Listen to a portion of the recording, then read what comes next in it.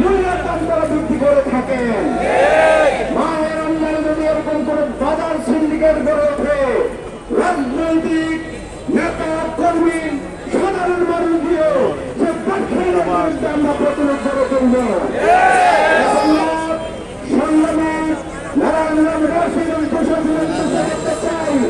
এখানে যে ভোক্ত অধিকার রয়েছে, বাজার কমিটি রয়েছে, সরকারের সংশ্লিষ্ট মহল রয়েছে, সবাই সম্মিলিত হবে সিন্ডিকেট ব্যবসায়ীর বিরুদ্ধে দ্রুত সময়ের মধ্যে আপনারা কার্যকরী ব্যবস্থা গ্রহণ করুন।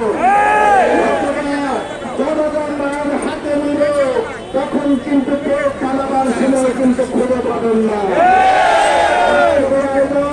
সফল করার জন্য, সার্থক করার জন্য সবাইকে মোবারকবাদ জানিয়ে আবারও বলতে চাই, মাহে রমজানে কোরআন কারীম নাযিল হয়েছে। এই কোরআন যদি আমাদের জীবনে যদি বাস্তবায়ন করতে পারি, সমাজে যদি বাস্তবায়ন করতে পারি, রাষ্ট্রীয় যদি বাস্তবায়ন করতে পারি, রাষ্ট্রের মধ্যে আসছে যদি শৃঙ্খলা, তখন দায়িত্ব মানুষের উপর যে মানুষের যে জুলুম রয়েছে, সেই জুলুম থেকে আমরা বাংলাদেশকে রক্ষা করতে পারবো ইনশাআল্লাহ।